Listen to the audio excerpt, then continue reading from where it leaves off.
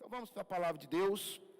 Eu quero, nessa noite, ministrar uma palavra para vocês, cujo tema é coroados. Em cima dessa palavra, eu convido você a abrir a sua Bíblia em 2 Timóteo, capítulo 2. Hoje de manhã foi uma bênção. Espero que hoje à noite o Espírito Santo nos conduza, nos ajuda.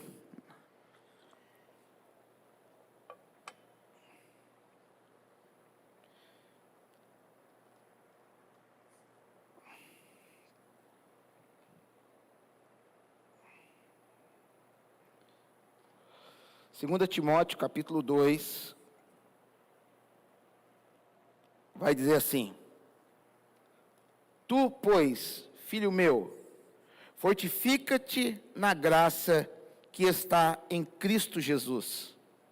E o que da minha parte ouviste através de muitas testemunhas, isto mesmo transmite a homens fiéis e também idôneos para instruir a outros. Participa dos meus sofrimentos, como bom soldado de Cristo Jesus. Nenhum soldado em serviço se envolve em negócios desta vida, porque o seu objetivo é satisfazer aquele que o arregimentou. Igualmente, o atleta não é coroado se não lutar segundo as normas. O lavrador que trabalha deve ser o primeiro a participar dos frutos. Pondera o que eu acabo de dizer, porque o Senhor te dará a compreensão em todas as coisas.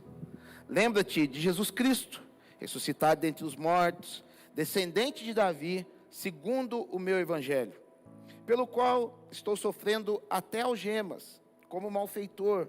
Contudo, a palavra de Deus não está algemada. Por esta razão, tudo suporto por causa dos eleitos, para que também eles obtenham a salvação que está em Cristo Jesus, com eterna glória.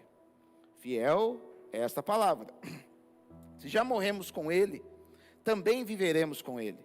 Se perseverarmos, também com Ele reinaremos. Se o negarmos, Ele por sua vez nos negará. Se somos fiéis, Ele permanece fiel, pois de maneira nenhuma pode negar-se a si mesmo. Aleluia. Gente, como a maioria de vocês sabem, a carta que Paulo escreve a Timóteo, ele está na prisão, na sua segunda prisão, onde ele está sendo encaminhado para a sua morte, né? E ele, considerando Timóteo como um filho na fé, né? Timóteo era um querido de Paulo, né? E Timóteo realmente era um jovem especial. E a gente começa a ver isso até no nome dele, né? O nome Timóteo quer dizer aquele que honra a Deus. A gente vai ver que nas escrituras o nome tem muito a ver com aquilo que as pessoas vivem, com aquilo que as pessoas são. E Timóteo era esse jovem que honrava a Deus. Então, Paulo, sabendo que a morte já estava chegando, a gente vai ver até em 2 Timóteo capítulo 4, ele fazendo todo um discurso, que ele já estava sendo oferecido, que a morte dele estava chegando. Ele deixa algumas instruções para Timóteo. Está amarrado, em nome de Jesus. Ele vai falar assim, né, deixando essas instruções: Filho meu, fortifica-te na graça que há em Cristo Jesus. Quando a gente vê esse primeiro versículo, já daria toda a pregação em cima desse versículo. Porque quando nós vamos ver essa palavra fortifica-te, é uma palavra grega chamada endunamo. E o que é endunamo? Endunamo é uma vestidura, é algo que você recebe, é uma armadura que você coloca e veste essa armadura, para que após você colocar essa armadura, você se torne mais forte. Hoje nós estamos vivendo dias muito tecnológicos, e a gente vê muito em filme a questão do exoesqueleto. O que é o exoesqueleto? É uma armadura, né, que o cara veste, e ele passa a se tornar mais forte. Quando você vai assistir o filme do Homem de Ferro, praticamente isso, né? É um rapaz, é um homem que não é um exemplo de fortaleza, né? Ele não é o cara mais forte do mundo, mas quando ele coloca a sua armadura, ele começa a ter superpoderes, ele pode voar, ele pode soltar raio, ele pode soltar bomba. E a mesma coisa Paulo está falando aqui para Timóteo. Em dunamo vem da palavra dunamis, e dunamis é poder. E nós precisamos entender que apesar desses últimos dias nós estarmos vivendo um evangelho bem filosófico, e eu não estou colocando peso em cima disso, eu acho que faz parte do script, mas nós temos que entender que o evangelho, a nossa aproximação com Deus, os escritos, aquilo que Deus deixou para nós, é poder de Deus. É uma armadura que nós temos que colocar sobre as nossas vidas para que a gente possa caminhar de uma maneira mais forte, para que a gente possa deixar de lado as nossas fraquezas e possa caminhar para algo mais excelente. E tudo isso através da graça de Deus. Porque a gente cresceu, né, muitas vezes os jargões religiosos tiram o sentido que a palavra ela tem como real na palavra de Deus. A gente cresceu aprendendo que a graça é o quê? O favor imerecido, aquela permissão de Deus para que você possa morar no céu. Mas quando a gente entende graça, simplesmente com essa ótica, a gente meio que limita a graça. A gente acaba olhando para a graça e diminuindo no seu poder e naquilo que ela realmente é. É como se nós tivéssemos um carro, uma Ferrari, e você pegasse essa Ferrari para andar dentro do teu condomínio, onde não pode passar de 30 a 40 km por hora. Então você vai ter um carro de alta performance, um carro que consome muito, com uma manutenção alta, com um preço altíssimo, com uma beleza rara, mas utilizando dentro de um lugar fechado, onde você não consegue explorar toda a capacidade, tudo aquilo que aquele carro tem.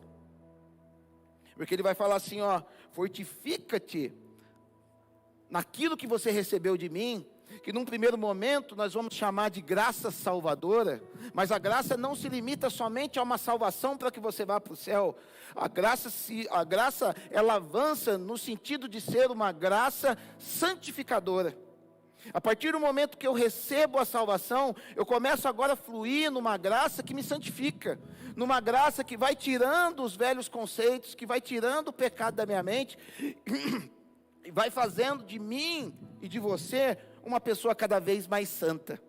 E quando essa graça santificadora, ela começa a fluir de forma plena em nós, ela nos leva a um tipo de graça chamado graça empoderadora, que é onde você começa a fluir no poder, que é onde você começa a experimentar milagres, que é onde você começa a fluir naquilo que nós chamamos como dons de Deus. Nós começamos a fluir naquilo que Deus deixou para nós como ferramentas do céu, na sua essência, na sua verdade. Não a gente começar da profetada, não a gente começar a muitas vezes imitar uma língua estranha, não, a gente começa a fluir no poder de Deus. Paulo ele vai dizer lá em Romanos, né, no capítulo 1, verso 16, porque eu não me envergonho do evangelho de Cristo, porque ele é poder para todo aquele que crê, primeiro do judeu e também do grego. Porque nele se manifesta o poder de Deus de fé em fé, porque o justo viverá pela fé. Isso é poder de Deus. Não é simplesmente um arrepio nas costas, é algo muito mais poderoso, é algo que nos conecta ao céu. E ele está falando isso para Timóteo, para que você possa viver, para que você possa, se necessário for, chegar nesse estágio prisional que eu me encontro aqui hoje, você vai estar empoderado, você vai estar munido, você vai estar com a armadura de Deus, você vai estar cheio do Espírito Santo. Por quê? Porque aquele aceitar de Jesus, que foi uma graça salvadora, nos possibilitou a crescer, nos possibilita cada vez mais fluir naquilo que Deus tem para nós, para que a gente possa crescer cada vez mais na fé. Esse é o propósito. A gente não pode se conformar com uma graça estagnada na nossa vida. Uma graça onde, eu já recebi Jesus, está tudo certo agora. Isso estagna, isso é pequeno, Deus tem muito mais. Porque ele vai falar assim, o que de minha parte ouviste através de muitas testemunhas, ou seja, o que Paulo falou, casou, deu certo na vida de outras pessoas, aconteceu ao redor. Timóteo pode ver que o Evangelho é algo real, que o Evangelho é algo que transforma. Eu posso dizer com plena tranquilidade, o Evangelho é algo que transforma. Como que eu posso, você pode falar assim, mas pastor, como que você pode dizer isso? Olhando para vocês, todos vocês que estão aqui nessa noite, a maioria que anda conosco, né? A gente recebe visitantes aqui, mas na sua grande maioria, 90% são pessoas da casa. E eu olho para vocês, eu posso ver o avanço na vida de vocês. Por mais que vocês possam olhar para si mesmo e falar, eu não sou ninguém. Eu sou aquilo. Eu sou isso. Sabe por quê que isso acontece conosco? Porque o diabo ele tem uma estratégia de trabalhar nas nossas vidas, aproveitando-se de algo que é muito comum no nosso meio hoje em dia, que é o perfeccionismo. O perfeccionismo ele nos paralisa. O perfeccionismo, sabe o que é? Você olha para dentro de si, você tem virtude de Deus, você é salvo, você é visitado por Deus, mas existe algo dentro de nós que nos faz olhar mais para os nossos defeitos do que para as nossas qualidades. Você já parou em algum tempo para poder analisar tudo aquilo que Deus já fez na tua vida? Eu tenho testemunho de gente que Deus tirou da cachaça, Deus tirou das drogas, Deus tirou da prostituição, Deus fazendo milagres, estabelecendo relacionamento com pessoas, pessoas com pessoas também, pessoas encontrando seu parceiro. Tudo isso através das qualidades que Deus deposita. Mas, sabe o que acontece? A gente entra nessa questão do perfeccionismo. Porque nós vivemos numa sociedade, como eu disse semana passada, numa sociedade estética. Numa sociedade que prioriza o belo ao invés da essência. Prioriza o visual ao invés daquilo que vem de dentro, aquilo que é estrutural. E quando a gente se preocupa muito somente com o belo, com aquilo que reflete algo grandioso, a gente deixa de celebrar as pequenas vitórias. A gente deixa de celebrar os pequenos avanços, porque a gente começa a olhar mais daquilo que a gente não tem do que aquilo que a gente tem. E quando a gente vem para Jesus, Jesus ele coloca algo precioso dentro de você. Você é um baú, você é um baú de porta-joias, onde é guardado dentro de você o Espírito Santo. Eu tenho certeza que todos que aqui estão, você pode até pecar, mas você não peca sossegado. Você pode até pecar, porque é justamente isso o que Deus requer de nós. Ele não está escrito na Bíblia que a partir do momento que a gente recebe Cristo nessa natureza carnal que nós temos, que nós não pecaríamos nunca jamais. Muito pelo contrário, a gente vai ver 1 João capítulo 1, dizendo, né, se dissermos que nós não temos pecado, nós somos mentirosos. Mas uma coisa acontece conosco, você peca, que quando você peca, você não consegue pecar sossegado. Tem algo dentro de você que fala, cara, você está errado. Cara, você precisa se consertar disso.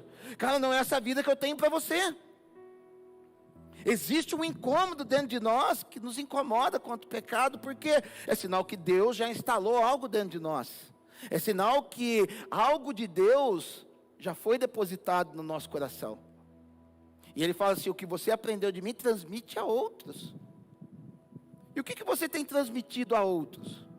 Porque quando nós vamos falar de transmitir o Evangelho, transmitir o poder de Deus a outros, eu não estou falando para você se tornar aquela pessoa chata, né, que fica a todo momento olhando para as pessoas e falar, se você não aceitar Jesus, você vai para o inferno. Pô, isso aí passou a época. O Evangelho, ele é dinâmico, ele acompanha a evolução da cultura, ele acompanha a evolução da inteligência humana. Para um tempo serviu, se você não aceitar Jesus, você vai para o inferno. Para um tempo serviu o pastor ficar pegando no pé de pessoas para usar roupa X, roupa Y. Para um tempo serviu. para hoje, a gente evoluiu, a gente está em outra, e glória a Deus por isso. Isso nos prova que a igreja é evolutiva, que a igreja ela não fica parada, e que por mais que a gente veja algumas coisas que ainda não estão no lugar como deveriam ser, houve uma evolução. Então ele fala: o que você aprendeu de mim, você vive isso, refletindo isso, e as pessoas vão observar e vão... Isso que Deus depositou na vida de cada um, se você só tem isso, transmite isso, mas não deixe de transmitir. Porque o perfeccionismo é justo isso. Se eu não tenho isso aqui para transmitir, eu também não vou transmitir isso. Estávamos orando aqui, sexta-feira, no nosso tempo de oração, e Deus me deu uma visão. Estava ali sentado, houve uma visitação do Espírito Santo no meu coração, e Deus me mostrava uma bola de bexiga cheia, e uma garrafa dessas de água bem pequenininha na mão dele. E ele falava: olha, como que eu faço para colocar essa bexiga dentro dessa garrafa d'água? A garrafa d'água estava vazia. E eu falei: a única maneira de colocar a bexiga dentro da água é esvaziando a bexiga. Ele falou: pois bem, muitas vezes, por sermos uma sociedade estética, por sermos uma sociedade que se preocupa muito com o tamanho, com o volume, nós deixamos de entrar em lugares que Deus tem planejado para nós. E ele falou assim para mim: esvazia para que você possa entrar nos lugares onde eu tenho preparado para você. E o mesmo conselho eu dou para essa igreja aqui nesta noite: esvazie para que você possa entrar naquilo que Deus tem para a tua vida. Não queira parecer aquilo que você não é, não queira ter aquilo que você ainda não pode ter. Não queira ir a lugares ainda onde não estão preparados, você não está preparado para ir, mas entre naquilo que Deus tem preparado para a tua vida. E isso se dá por meio de um esvaziamento de nós mesmos. Porque o momento que a gente se esvazia como uma bexiga e consegue entrar naquilo que Deus tem para nós, Ele vem com o seu fôlego e nos infla, e nós tomamos a forma daquilo que Deus tem para nós. Será que você tem a forma daquilo que Deus tem para você? Ah, pastor, não consigo arrumar uma família. Será que você já tem a forma de uma pessoa que pertence a uma família de Deus? Pastor, não estou conseguindo avançar, não estou conseguindo ser o empresário que eu queria ser. Será que você já adquiriu a forma de um empresário segundo Deus? Será que a gente não está querendo avançar demais? Jesus foi assim. Jesus, para poder cumprir o ministério dele, vai dizer em Efésios capítulo 2, né, que ele esvazia-se de toda a sua glória, esvaziou-se de si mesmo, e quando ele esvazia de si mesmo, ele consegue ter acesso ao homem. Havia um acesso vedado, o homem não conseguia se relacionar com Deus. Deus era algo, uau, Ele é tão grande que eu não posso me relacionar com Ele. Opa, se o problema é esse, não tem problema. Eu desço ao teu nível e nós vamos agora ter um entendimento. Nós vamos ter um entendimento onde eu posso falar de igual para igual com vocês, porque eu sinto as mesmas coisas que você sente. Eu penso as mesmas coisas que um homem pensa. Eu sou tentado nas mesmas coisas que os homens são tentados. E quando isso acontece, a obra aconteceu. E depois que a obra aconteceu, depois que o propósito foi cumprido, depois que ele se modelou naquilo que o Pai tinha para ele, o que acontece? Glorificação. Agora pode se encher de novo. Pode se encher de novo e se tornar o maior de todo o universo. Mas precisou se esvaziar. E ele fala: o que aprende de mim, fala para outros. O que você recebeu de Jesus, passa para outros. Não fique paralisado num perfeccionismo. Use aquilo que você tem. Use aquilo que você já recebeu de Deus e compartilhe isso. Talvez você não está compartilhando achando que, isso é muito pouco. Não é pouco não. É o que você conseguiu até agora. Eu acho muito legal porque Deus, Ele não é Deus de quantidades. Mas Deus, Ele é Deus de proporcionalidades. Quando a gente vai ver o princípio do dízimo, né? O dízimo não fica falando, ó, fulano tem que dar 1.000, fulano tem que dar 50 mil, fulano, eu estou profetizando, hein, para vocês, só valor, só valor. O princípio, ele não, é 10% da tua renda. Perceba que é proporcional, mediante aquilo que você tem. E ele continua dizendo: participa dos meus sofrimentos como bom soldado de Cristo. Porque nenhum soldado em serviço se envolve com o negócio dessa vida. Ele estava falando assim para Timóteo: ó Timóteo, pela proximidade que você tem comigo, por tudo aquilo que a gente já viveu, por tudo aquilo que já foi depositado na tua vida, eu considero você como um soldado. Eu estou aqui dentro desse quartel-general, onde eu sou obrigado a ficar estabelecido aqui, mas eu conto com você para uma obra. Eu conto com você para uma missão. Eu conto com você para que você abrace a minha causa. Porque que é ser um soldado? Um soldado é você ir para um quartel e você abraçar a causa do teu país. Às vezes o teu entendimento nem tenha captado o que é ser isso, mas você vai para um quartel, você vai para um exército, e você abraça uma causa. Né? Existe até aquela música, eu não lembro se é do Dia da Independência, né? Vou ficar a pátria livre ou morrer pelo Brasil. Porque ele vai tomar aquela causa para si. E ele está falando assim, ó, nenhum bom soldado, ele se envolve com o negócio dessa vida. Ele se embaraça com negócios dessa vida. Talvez alguma versão possa estar assim. E eu já vi muito pastor pregando errado isso aí. Eu já vi pastor falando assim, porque o cara que uma vez é soldado, ele não se envolve com o pecado. Como se negócios desta vida fossem pecado. Então a gente começa até a virar um gnóstico, onde a gente fala que tudo dessa terra é ruim e somente o que é do céu é bom. Não, Deus vai dar algo ruim para nós, e Ele vai falar que a terra Ele deu aos filhos dos homens. Tem muita coisa boa aqui nessa terra, tem muita coisa boa que a gente pode denominar como mundo. O mundo tem coisas ruins, mas também tem coisa boa. E ele está falando assim, ó, o bom soldado, quando está na guerra, ele está focado. Ele não fica, por exemplo, né, eu estava vendo um filme ontem sobre isso, guerra do Iraque, né?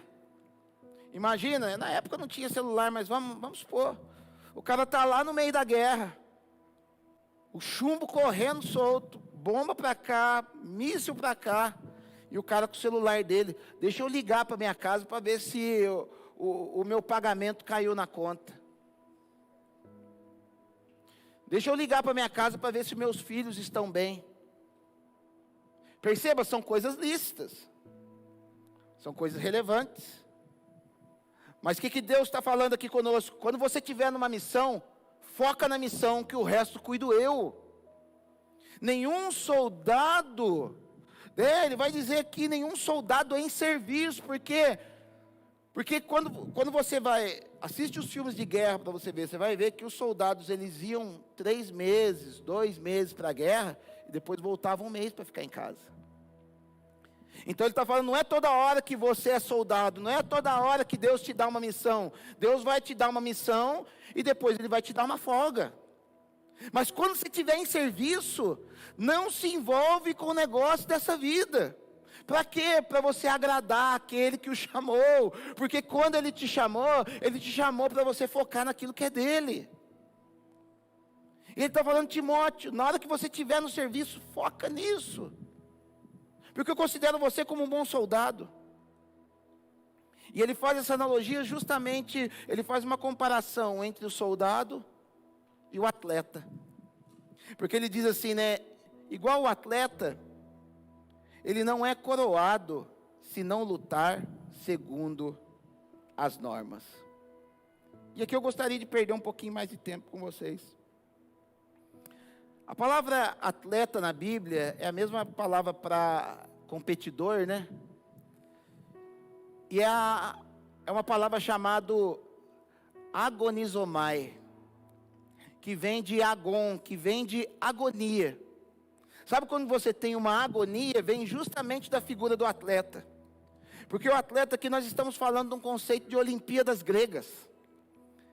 E o atleta, o verdadeiro atleta, o bom atleta, ele é aquele atleta que se inscreve para uma Olimpíada, se inscreve para uma competição, e ele vai trabalhar todo um contexto na sua vida, ele vai trabalhar tudo aquilo ao seu redor, ele vai entrar numa agonia, ele vai entrar numa autodisciplina para que ele seja vencedor, para que ele seja coroado. Só que, você já viu algum atleta vencedor que sentou no sofá da casa dele? Diegão já foi atleta aqui. Você sentou alguma vez no sofá da sua casa e falou, vou virar um bom goleiro aqui, sentado na sala de casa. A Fernanda fica jogando bolinha para mim, eu fico assim, não tem, não dá. O bom atleta, ele vai o quê? Ele vai se autodisciplinar. Ele vai para o treinamento, ele vai acordar mais cedo que os demais. Ele vai trabalhar mais do que os demais. Ele vai se disciplinar mais do que os demais. Para quê? Para que seja coroado. Para que receba aquele louro, para que receba uma recompensa. E muitas vezes, né, parece que nós nos tornamos um tipo de atleta que não queremos muito nos disciplinar, que não queremos muito, às vezes queremos sentar num sofá, esperando que as coisas aconteçam na nossa vida. Sabe por quê? Porque foi nos passado, uma das razões, foi nos passado um conceito de fé que é totalmente errôneo. Foi nos passado um conceito de fé que é o quê? Eu mentalizo algo e algo acontece na minha vida. Mas quando a gente vai ver a palavra fé na Bíblia, a sua tradução original se dá pela palavra fidelidade. É a palavra pistos no grego. E a palavra pistos é mais eu manter a minha posição, é mais eu ser obediente, é mais eu entender aquilo que Deus tem para mim do que eu mentalizar algo que eu quero ter. E quando isso acontece, a gente se torna um bom soldado, um bom atleta. Porque no conceito nessa questão de atleta, a gente vai ver que alguns atletas, eles vão talvez participar de umas competições somente para poder participar. Mas a gente vai ver que uma classe excelente de atletas vai entrar no jogo para ganhar. Vai entrar no jogo para poder ser vencedor. Vai entrar no jogo não se contentando com os últimos lugares. Porque, como um pai, né? A gente que é pai, muitas vezes, a gente leva um filho nosso para uma competição. E às vezes o filho não se preparou para aquela competição. O filho não se dedicou, o filho não treinou, e ele vai lá participar. E nós como pais, né, que queremos consolar o nosso filho, às vezes o nosso filho vai perder aquela competição, e a grande maioria de nós, eu faria isso, eu vou abraçar o meu filho, e vai vir aquela frase que a gente sempre ouviu, né? O que importa é participar, meu filho. E de verdade, até para Deus, talvez Ele vai falar num primeiro momento para nós, o que importa é participar. Porque quando você está participando da competição, você vai ser o tipo de pessoa que nós chamamos de aquele que acessou a graça salvadora. E quando nós temos acesso a essa graça salvadora, e nos paralisamos nela, nós vamos ser o tipo de atleta que entra numa competição somente para participar. É a pessoa que vem para a igreja buscando a sua salvação. É a pessoa que vem para a igreja para ser confortada no seu coração, onde ela vai entender que ela não vai para o inferno no final da sua vida. E existe esse tipo de pessoa. E muito, tá? Muitos são as pessoas que acessam somente esse nível.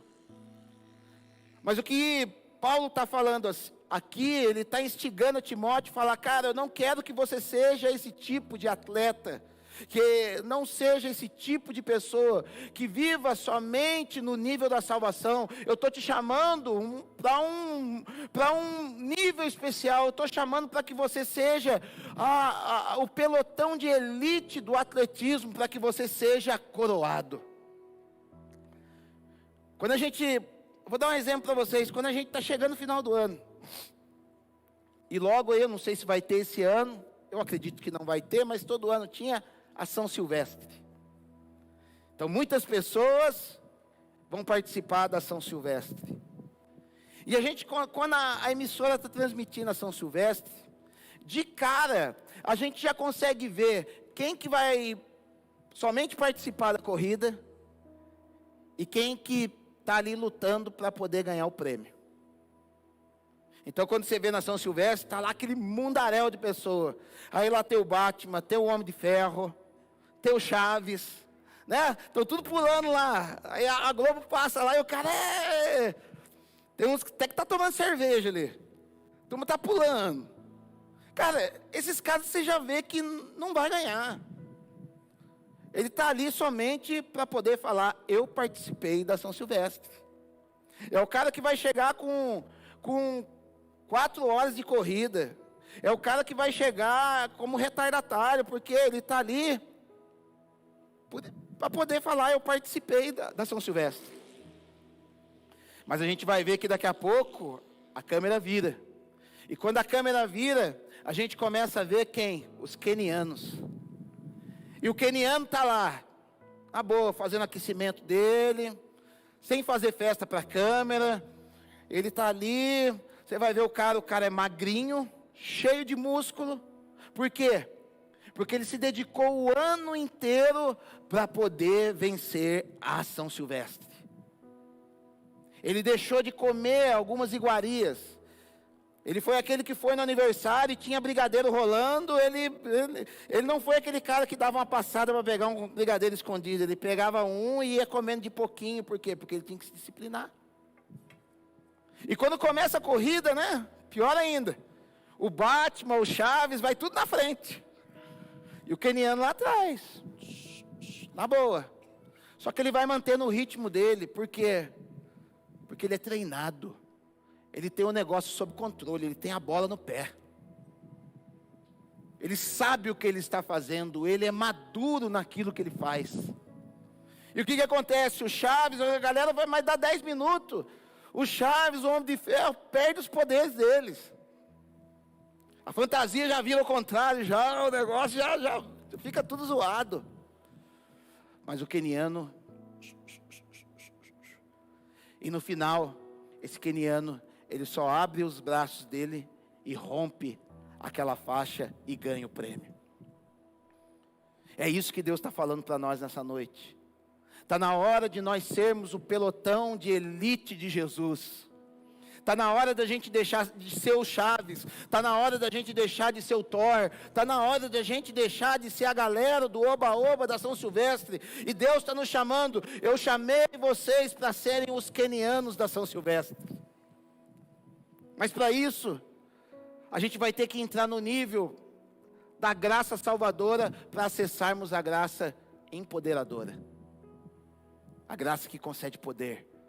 A graça que nos faz ter músculos espirituais. A graça que nos faz ser desenvoltos na fé.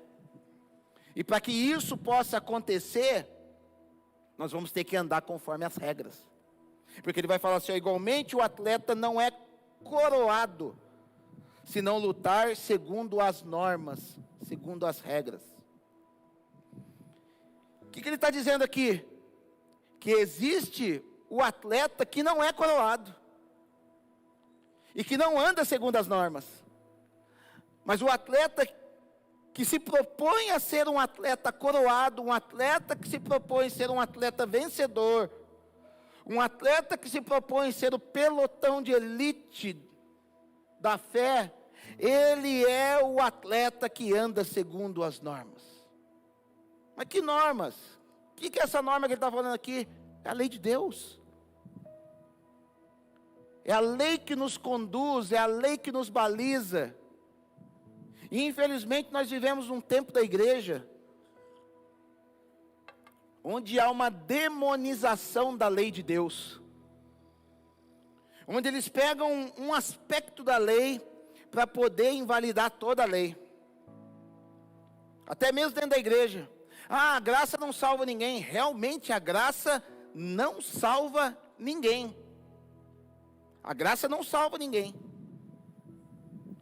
O que nos salva, quer dizer, a lei não salva ninguém, desculpe, tá, gente? A lei não salva ninguém. A lei não tem esse poder. Mas a lei nos baliza. A lei nos dá um entendimento daquilo que Deus quer. A lei nos conduz a um caminho excelente. A lei nos dá músculos espirituais a partir do momento que nós já conseguimos a salvação através da graça salvadora que há em Cristo Jesus. Essa graça é a graça descrita em Efésios capítulo 4, onde ele vai dizer ali no capítulo 4, versículo 8, dizendo que nós somos salvos através da fé. E isso não vem de vós, é dom de Deus. Não vem pelas obras para que ninguém se glorie. É o que Paulo diz. Ou seja, para você ser salvo, não precisa de esforço nenhum. Você não precisa levantar um dedinho. A gente até faz um ato profético. Quem quer receber Jesus no seu coração? Quem creu em Jesus? Vamos orar por você. É um rito. É algo simbólico. É algo para marcar o momento. É algo para você lembrar e falar, ficou estampado dentro de mim. Isso aí tranquilo. Por isso que eu estou falando, muita gente vai ser salvo. Porque crê em Jesus. Agora nós estamos falando aqui de um segundo estágio. Nós estamos falando de um estágio onde a minha salvação me fez eu me apaixonar pela lei de Deus. Me fez eu me apaixonar pelas disciplinas de Deus. Me fez eu me apaixonar por Jesus de uma maneira louca. Porque senão a gente vai falar que o salmista está errado. Onde ele vai falar no Salmo 19, que a lei de Deus é pura e ilumina os olhos. Ou outro salmista vai dizer, como eu tenho prazer na sua lei. Então joga isso fora. Muita igreja vai pregar, com Jesus agora, ele cumpriu toda a lei, a gente não precisa mais cumprir. Da onde isso, gente? Então, a partir que ele cumpriu toda a lei, você pode matar, você pode roubar, você pode fazer o que for. Não. O próprio Jesus vai dizer em João capítulo 14, verso de número 23, ele vai falar, se você me ama, você guarda os mandamentos. E se alguém me amar, será amado por meu Pai. E nós faremos morada nele, nós o visitaremos. O próprio Jesus está falando. Pastor, mas lá em Romanos, vai falar que Jesus é o fim da lei. O fim da lei no que está dizendo, é a palavra telos no grego. Jesus, ele é o motivo porque veio a lei. Ele é o ápice da lei, ele é o propósito da lei, toda a lei aponta e nos leva para Jesus. E quando nós somente focamos nessa graça salvadora, sabe o que nós nos tornamos? Nós nos tornamos aquela média. A gente não pode se acostumar com a média. E pensa num negócio que estraga a nossa maneira de ser. É o tal da gente falar assim, eu tô na média da galera. Isso é péssimo. Eu quando fui fazer a faculdade, deixar isso bem claro, eu não era convertido na época, tá, gente? E na época, eu fui fazer a faculdade somente para ter um tal do canudo. Eu vou fazer uma faculdade para ter um curso superior. E como eu entrei na faculdade com esse propósito, somente para ter o canudo, para ter um curso superior, sabe o que acontecia? Quando eu tirava, às vezes eu prestava algumas matérias que são mais agradáveis para a gente, eu tirava nota boa, sem estudar, porque eu não estudava, porque eu queria só o canudo. E eu ia lá, tirava aquela nota boa em algumas coisas que eu pegava bem, mas em outras matérias que eram matérias mais complicadas, eu batalhava para poder tirar o quê? A média. E nessa coisa de somente buscar a média, buscar aquilo que me fazia passar de ano, eu não aprendia nada. E chegava muitas vezes até a usar do artifício da cola. Não era muito de colar, mas às vezes precisou, porque eu vou perder o ano por não tirar uma nota. E acabava colando, para quê? Para tirar a tal da média. Mas sabe o que essa busca pela média fez comigo? Me tornou um cara mediano que hoje, se você perguntar alguma coisa do que eu aprendi lá na faculdade, eu não sei nada. Porque o foco não era aprender, o foco não era ser coroado, o foco era passar de ano. E será que a nossa fé não está assim? Será que o nosso relacionamento com Jesus não está assim? Eu vou na igreja para ser salvo. Cara, a salvação você já tem. Eu vou deixar você bem tranquilo. A salvação você já tem. Mas Deus está chamando hoje uma geração de pessoas coroadas, uma geração de pessoas que buscam algo superior. A gente entrar num curso para poder entender e sair dali fera no assunto. O Brasil, infelizmente, ele tem muito essa questão da média. Por isso que a gente vê tão pouco cientista no Brasil, a gente vê tão poucos PhDs no Brasil. E quando aparece um ou outro, a gente, uau! Até na questão da palavra de Deus, a gente vê poucos mestres no Brasil. Porque a maioria quer pegar a Bíblia, vou ler ali a Bíblia para mais ou menos entender. E não se vê nem a necessidade de se investir no mestre para que ele saiba cada vez mais. Por quê? Porque a gente está tranquilo com relação a ficar na média. Cultinho na semana. Uma açãozinha. Uma coisinha só. E a gente fala, né? Jesus sabe de todas as coisas. Isso não te causa pânico? Isso não te causa medo? Ele saber de todas as coisas?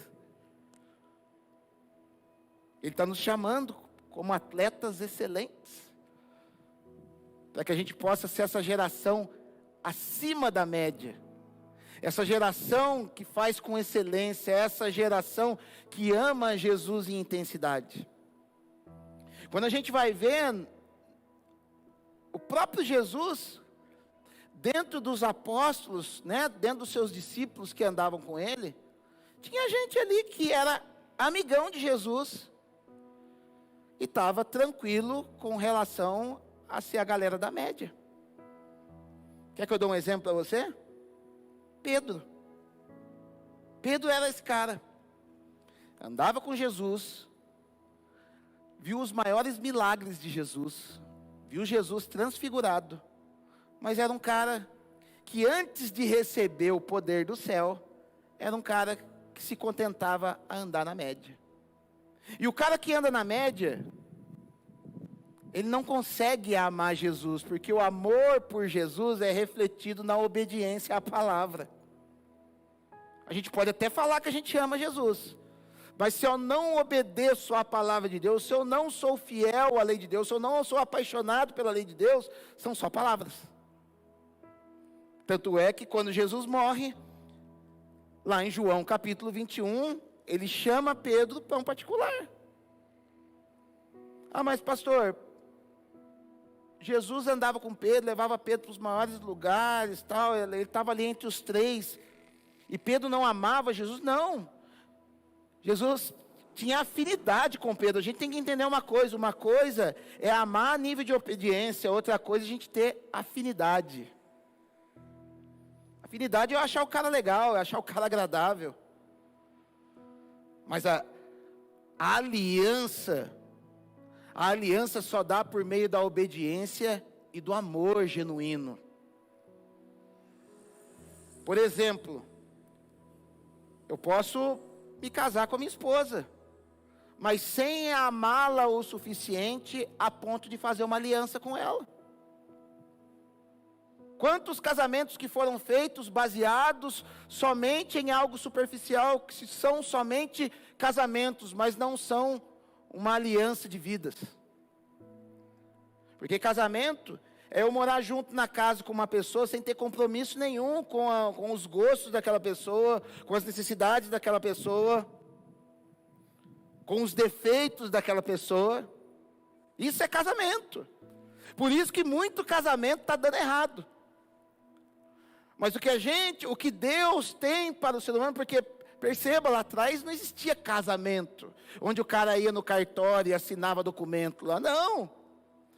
O cara olhava para a esposa e falava assim: eu vou me entregar por ela, eu estou a fim de trabalhar pela vida dela, assim como diz Efésios 5, eu estou disposto a entregar a minha vida por ela. E ali havia uma aliança, aonde o próprio Jesus vai falar que é indissolúvel.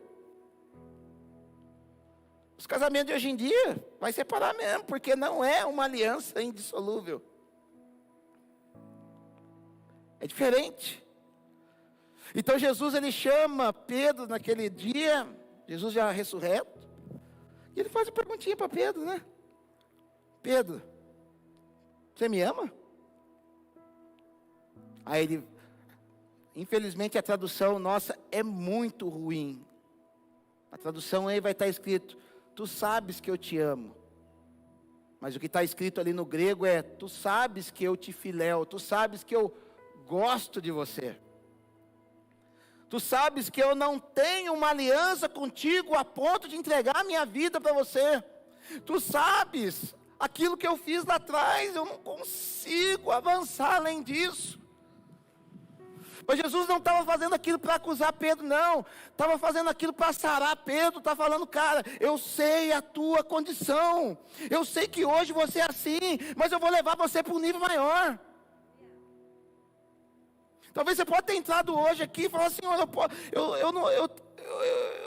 eu dou tão pouco para você. Parece que eu não consigo ir mais. O simples fato de você admitir e querer, ele vai fazer com que você possa dar mais para ele. Para que você possa entrar num nível mais excelente com ele. Para que você possa entender que ele, apesar de tudo, ele te ama. Ele ama os não salvos. Ele ama os salvos. Mas ele ama também os coroados. E Pedro, depois daquela conversa com Jesus, ele viu que ele podia ser um cara que podia ser coroado também. Ele viu que ele podia ser um cara que podia entrar na disputa e que ele receberia uma coroa. Eu não preciso ser igual aqueles lá que Jesus, em João 6, teve que falar: ó, quem não quer andar comigo, vaza. Pedro entendeu que ele estava no mesmo patamar, ele falou: mas eu não preciso disso, eu tenho, a partir de uma decisão em mim, através de uma decisão no meu espírito, eu posso entrar nesse nível superior, eu posso ser um PhD na fé. Porque olha o que ele vai dizer, em 1 Pedro, capítulo número 5, ele vai dizer assim, ó, 1 Pedro capítulo 5, versículo 5. Rogo igualmente aos jovens, sede submissos, deixa eu ver se é esse texto mesmo que eu marquei.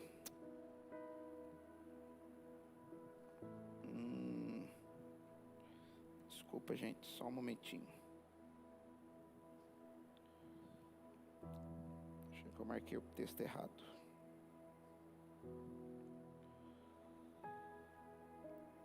É isso aí mesmo. Capítulo 5 de 1 Pedro, mas a partir do versículo número 1. Rogo, pois, aos presbíteros que há entre vós, eu, presbítero como eles, e testemunha dos sofrimentos de Cristo, e ainda coparticipante da glória que há de ser revelada. Olha para você, lá atrás ele não era coparticipante de Cristo, dos sofrimentos. Aqui ele já está falando diferente. Pastoreai o rebanho de Deus que há entre vós, não por constrangimento, mas espontaneamente como Deus quer, nem por sorte da ganância, mas de boa vontade. Por quê? Porque já foi transformado, porque ama a Deus, porque entrou num nível superior, deixou de ser cuidado para ser um cuidador, nem como dominadores dos que foram confiados, antes tornando-vos modelos do rebanho. Ora, logo que o Supremo Pastor se manifestar, recebereis a imarcessível coroa de glória. O que ele entendeu aqui? Pedro, ele era um cara muito parecido com a gente, porque a gente, todo mundo, se não é, já foi assim um dia. Decidiu um dia, vou fazer parte de uma igreja. E isso é muito bom. O problema é, por que eu faço parte de uma igreja? O que me levou para a igreja? Porque se a gente for sondar o nosso coração, não estou aqui para acusar, mas estamos aqui para fazer uma reflexão. E como eu disse, eu já fui assim. A maioria de nós, eu vou para a igreja para receber algo lá na igreja no domingo. Eu vou lá na igreja para receber algo do pastor.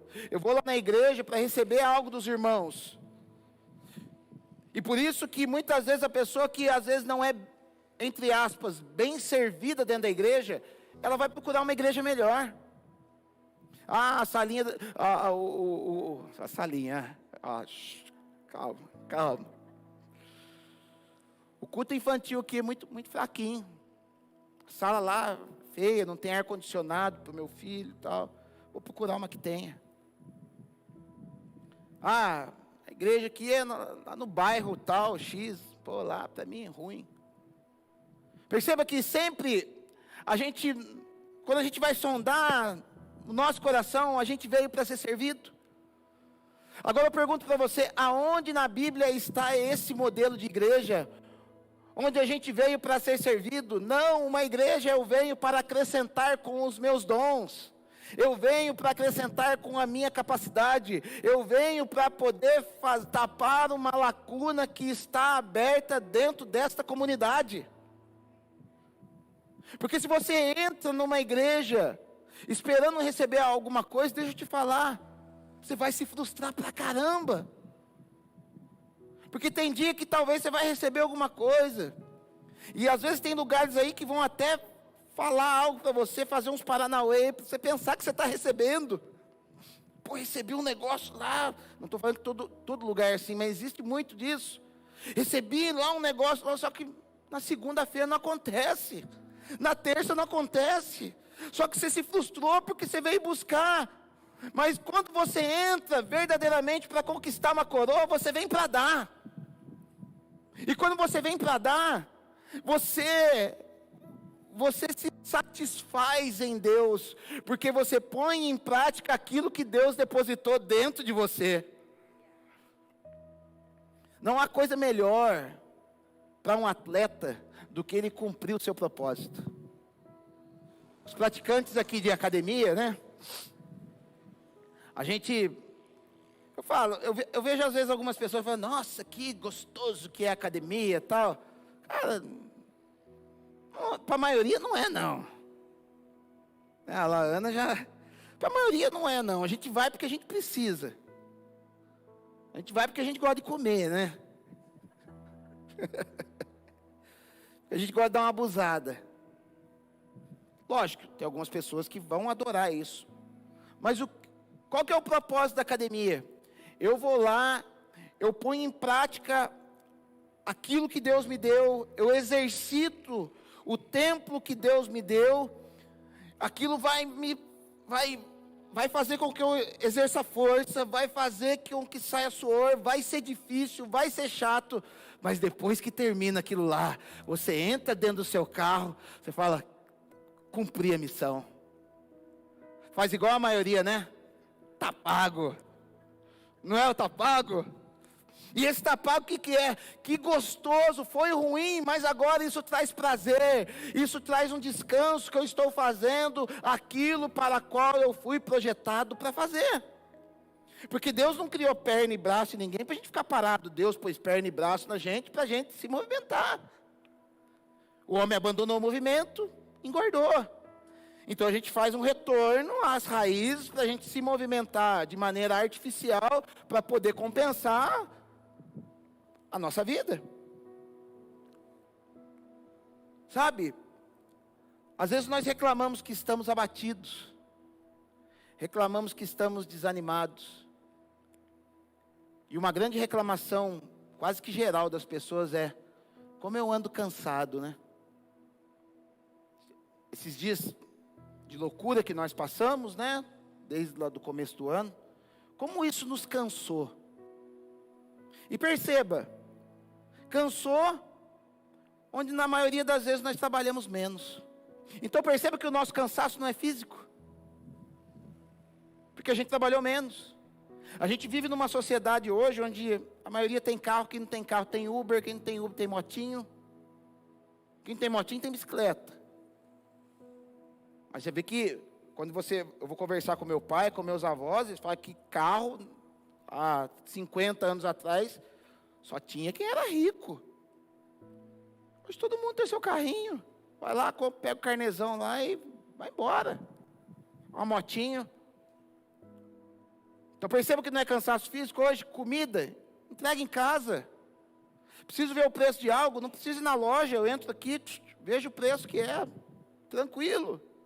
Preciso aprender algo, não preciso mais na escola, faço uma aula online. O nosso cansaço não é físico. Ah, meu cansaço é mental. A ciência diz que o meu cansaço é mental. Ô, ciência, né? Por que o teu cansaço é mental se o computador faz tudo para você? Isso aqui é uma máquina, isso aqui é um computador. O computador cada vez mais está fazendo coisas para nós, está fazendo contas para nós. Não é mental. Sabe qual que é o nosso cansaço? O nosso cansaço é um cansaço espiritual. Por quê? Porque nós deixamos de quê? De praticar a nossa espiritualidade. E quando a nossa espiritualidade não é praticada de maneira constante, eu tenho pouco fôlego espiritual. Tudo me cansa, tudo me chateia, tudo me faz desistir, tudo me faz eu querer largar a mão de tudo. Porque nós não somos atletas, nós estamos ainda beirando o povo da média. E sabe o que Deus fala para nós?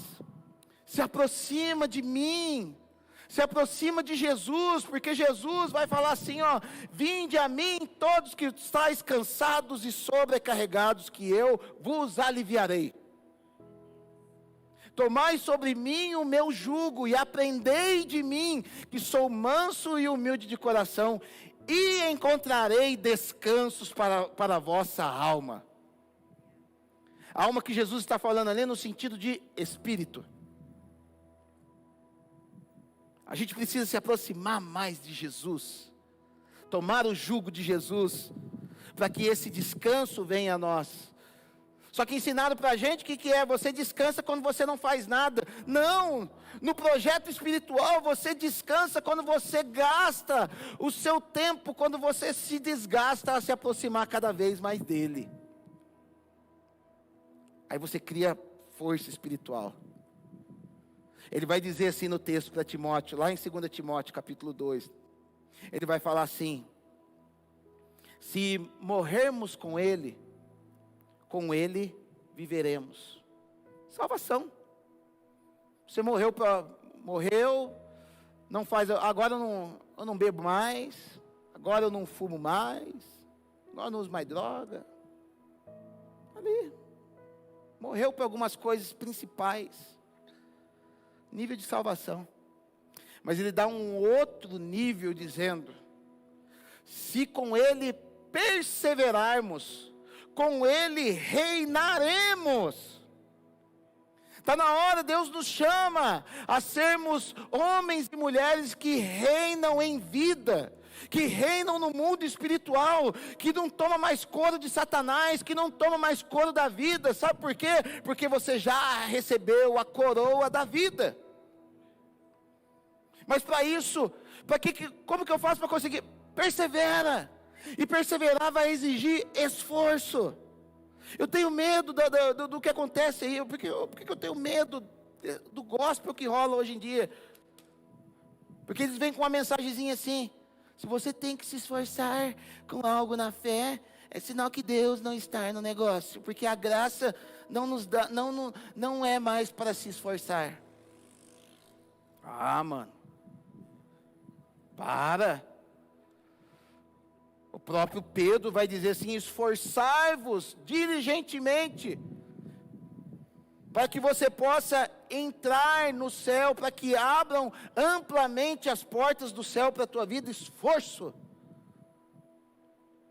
Lucas 16 vai dizer: o reino dos céus é tomado à força. E como que você não tem que se esforçar? Perceba, ele está falando, persevera com Jesus, e aí, a gente vai reinar com ele. E ele vai falar assim, né? Se formos infiéis, ele permanece fiel, ele não pode negar a si mesmo. O que ele está dizendo? Que se a gente não cumprir o nosso papel, ele continua lá cumprindo dele. Às vezes a gente acha assim: eu pequei, Jesus saiu correndo de perto de mim. Não saiu não, ele está lá no mesmo lugar onde você deixou ele. Jesus está no mesmo lugar onde você deixou ele.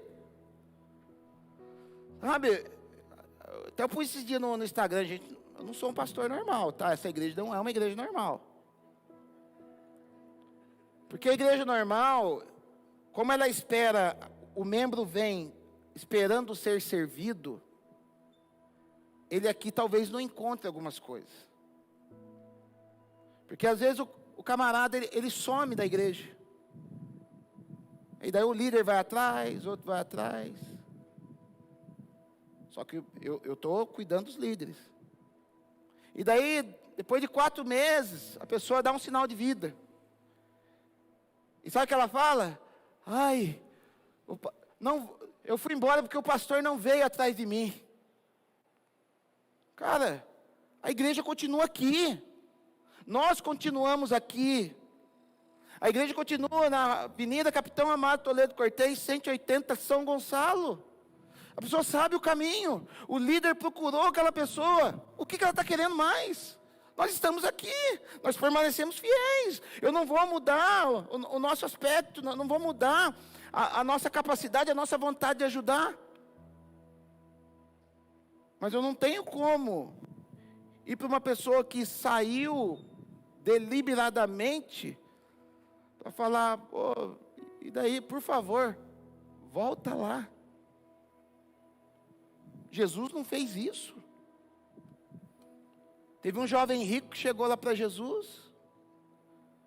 Jesus, o que eu faço para ser salvo? Jesus cumpre os mandamentos. Isso eu faço desde a infância. Está salvo.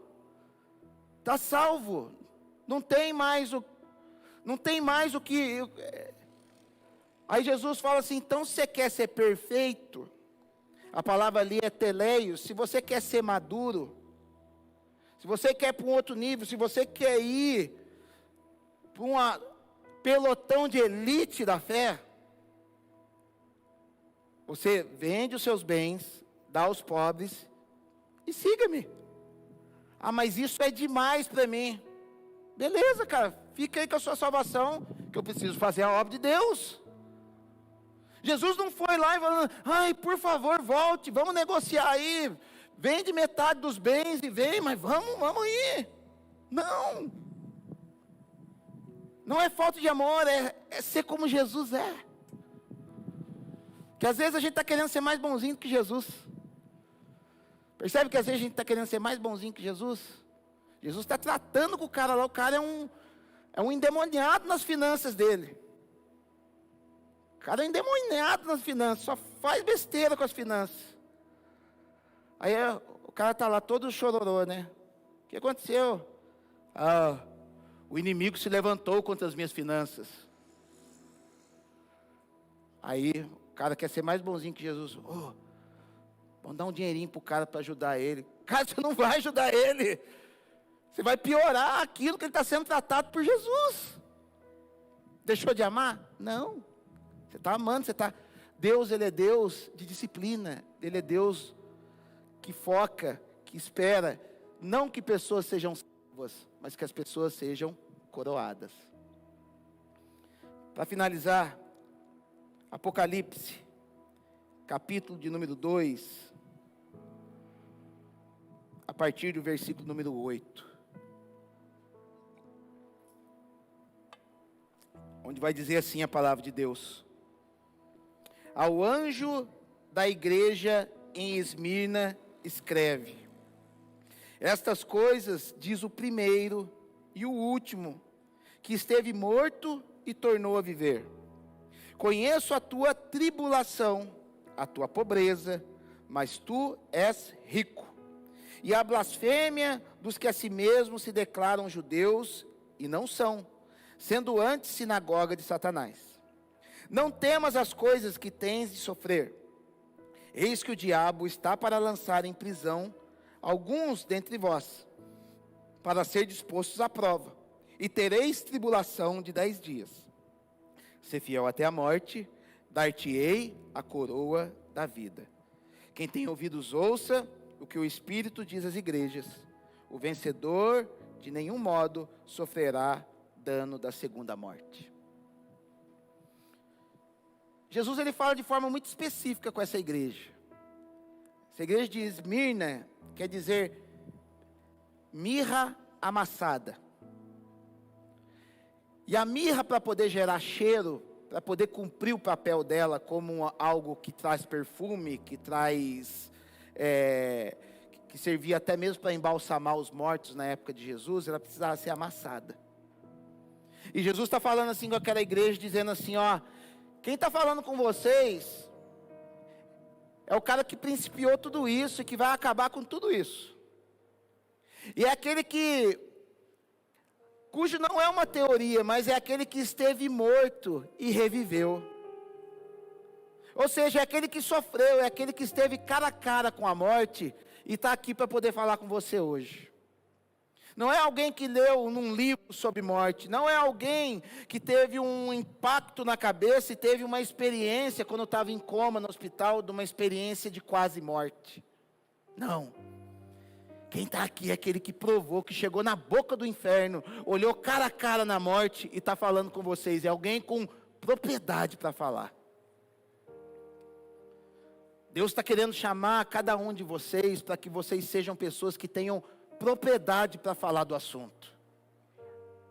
Você vai ter propriedade para falar sobre alguns assuntos, algumas vitórias que pessoas não tiveram. Deus, muitas vezes está te espremendo hoje, mas lá na frente você vai falar, eu sou vencedor, eu já passei por tudo isso e tenho propriedade para falar do assunto. Não sou um intruso, não sou um aventureiro, não sou um contador de história. Foi alguém que já passou na moinha. E ele vai falar assim, eu conheço a tua tribulação. Eu conheço o que você está passando, eu conheço que você está sendo exprimido. Eu conheço que nesse tempo as coisas não foram fáceis. Conheço a tua pobreza, mas tu és rico. Porque você pensa que pobreza e riqueza se refletem em dinheiro. Mas o que eu estou dizendo é que pobreza e riqueza se dá na minha virtude que opera dentro de você. E a minha virtude operando dentro de você faz de mim olhar para você como uma pessoa riquíssima. E ele vai falar, e a blasfêmia dos que a si mesmos se declaram judeus e não são. Aqui nesse contexto é um contexto judaico. É um contexto onde Jesus está falando com os judeus. Ele está falando assim, um monte de gente formaram uma sinagoga. Formaram um ajuntamento de pessoas para falar que são meus adoradores. Mas na verdade, ali é uma sinagoga de Satanás. É uma sinagoga de pessoas abaixo da média. A palavra Satanás é o opositor, é aquele que impede as pessoas de ir além. É momento da gente sondar o nosso coração. Você tem feito as pessoas irem além ou tem impedido as pessoas de progredir na fé? Porque existiu esse ajuntamento. Mas ele fala assim, fica tranquilo. Não temas as coisas que você vai sofrer. Não é um evangelho adocicado, que é pregado hoje em dia, onde você não sofre, onde você não temos, você vai sofrer. Vai rolar uma tribulação aí de 10 dias, porque o diabo vai lançar alguns na prisão. Alguns vão ser apertados. Mas ele vai falar assim, ser fiel. Mantenha a posição. Estabelece, fica parado aonde eu te chamei para você ficar. Obedece a última ordem como um bom soldado. Um soldado, ele vai adiante mediante a última ordem recebida. Mantenha a fidelidade, ser fiel até a morte, se necessário for. Porque quando você faz isso, você passa por um processo de aprovação. Só recebe a aprovação quem é provado. Só recebe nota boa na prova aqueles que estudaram, aqueles que se esforçaram, e recebe uma coroa que é chamada de nota boa, que no caso vai dizer, ser fiel até a morte, e dar-te-ei a coroa da vida. Ou seja, eu vou te coroar, eu vou fazer você reinar, você vai ser um elemento reinante na tua casa, nessa vida e na vindoura. Porque Jesus, ele não trabalha com dado temporal, ele trabalha com coisas eternas. Se você permite que Jesus venha reinar em você, automaticamente você vai reinar em vida, e reinando em vida, você reinará pela vida eterna. E ele vai falar, quem tem ouvidos, ouça. Porque o vencedor, ou seja, o coroado, o cara que recebeu a coroa, de modo nenhum passará pelo dano da segunda morte. O que ele está dizendo aqui? Aqueles que estão buscando salvação, aqueles que não foram coroados, pode ser que ele perca a salvação dele. A gente crê que salvação não se perde assim, né? Mas perde. Porque se você não for coroado, você pode desistir, você pode regredir. A palavra de Deus vai falar que se a pessoa se apostatar da fé, ela pode perder a salvação, porque está no limiar mais raso, está na média, está no meio do comum. Mas ele está falando assim, o coroado não, o coroado de maneira nenhuma passará pelo dano da segunda morte. Por quê? Porque já foi selado, já foi coroado. Deus não tira a coroa de ninguém. Uma vez dada a coroa permanece. Vamos colocar em pé. Sabe, 1 Coríntios, no capítulo 9, era um texto que eu trouxe de manhã, mas não vai dar para explorar tanto agora essa noite.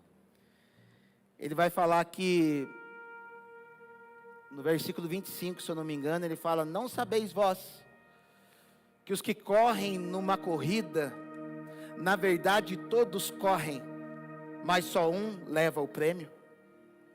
E ele fala assim, correi de tal modo que alcanceis. E ele fala no verso 27, porque eu esmurro o meu corpo, eu esmurro o meu corpo e o reduzo à escravidão. Mas esmurrar o corpo dói mesmo, para ter coroa vai doer. Não se recebe coroa sentado num sofá recebendo massagem no massagista. Para receber a coroa vai doer, vai esmurrar. Ele vai falar: porque eu esmurro o meu corpo e o reduzo à escravidão, para que pregando a outros, eu mesmo não venha a ser encontrado em débito. Ele entrou numa disciplina em Deus, de tal maneira que ele se garantia. De uma maneira que ele estava acima na média, onde as pessoas olhavam para ele e viam a autoridade de Deus sobre a vida dele. Por quê? Porque era um cara que estava buscando a coroa incorruptível. E ele fala: muitos nesse mundo buscam uma coroa que é corruptível, uma coroa de louro, que passava uma semana, a coroa ficava podre. Mas nós, uma coroa incorruptível, que nunca vai se desgastar. E o que Deus nos chama a gente nessa noite é entrarmos nesse nível de fé. Pastor, como eu faço? Só tomar decisão, só se propor a isso, só estar disposto a perder alguma coisa, só estar disposto a Ele ser tudo na tua vida. Que quando você entra nesse nível, você vai ver milagres, você vai ver o sobrenatural de Deus, você vai ver circunstâncias sendo transformadas, você vai ver uma paixão que você não tinha antes, você vai começar a olhá-lo de uma maneira diferente. Porque isso acontece na gente, às vezes a gente na caminhada, e às vezes a gente não para ver o valor das coisas na nossa vida. Sabe, a gente colocou a nossa casa à venda. Nesse processo de colocar a nossa casa à venda, eu comecei a consertar um monte de coisinha em casa. E um dia eu estava consertando lá, estava sofrendo lá, que tinha uma lâmpada na escada lá, e a Elisandra com medo de me ajudar lá, porque era no alto. Eu lá com uma perna segurando aqui, segurando o coisa, fazendo uma gambiarra lá, uma gambiarra em mim, né? Para que o negócio ficasse bonito. E Deus falou no meu coração: faz 14 anos que você mora aqui, e nunca você deu um trato na casa tão bem como você está dando, como agora que você quer vender. Ele falou: você tem que aprender a cuidar das coisas, a valorizar, a melhorar as coisas, para que você possa usufruir dela, não para deixar para outro. E às vezes a nossa vida é assim. Às vezes a gente deixa para melhorar as coisas no final, quando a gente vai estar entregando. Não deixa para chegar no final da tua vida, para você querer se aprofundar mais em Jesus, para você amar mais Jesus, para você conhecer mais Ele. Faz isso hoje. Sai daqui nessa noite e faz isso hoje. Fala: Jesus, eu quero mais, eu quero a coroa. Não é problema para ninguém querer a coroa. Ele está falando aqui: busquem a coroa. Porque num ambiente de sacerdotes reais, como Ele criou para nós, são aqueles que têm a coroa, que vão conseguir ir mais longe. Curva sua cabeça. Pai, em nome de Jesus, eu quero te louvar, quero te agradecer pela tua igreja, quero te agradecer pela tua casa, meu Pai. Jesus, eu quero te agradecer por cada um que está aqui nessa noite. Eu consigo enxergar como um exército, meu Pai, nessa noite aqui. Eu venho pedir, Pai, nos dá graça, nos impulsione a uma disciplina maior, nos impulsione rumo às coroas que o Senhor tem para a nossa vida. Coroa de glória, coroa da vida, coroa de justiça, a qual Paulo recebeu também. Nos dá, meu Pai, nós queremos a coroa. Nós queremos pagar o preço por essa coroa, meu Pai. Nós não queremos viver na mediocridade. Nós não queremos viver no nível raso. Nós não queremos ser daqueles, meu Pai, que somente vêm buscar uma salvação na tua casa. Mas nós queremos buscar a intimidade. Nós queremos buscar a coroa, meu Pai. Nós queremos buscar o governo junto contigo, meu Pai. Não permita-nos, Senhor, sermos uma casa que se mova somente por uma salvação, que somente por uma cadeira para sentar e assistir um culto, mas que sejamos, meu Pai, frutíferos e perseverantes na tua obra, meu Pai. Dai-nos, Senhor, da tua graça e da tua salvação e da tua excelência, meu Pai, em o nome de Jesus. Amém. Deus abençoe cada um de vocês.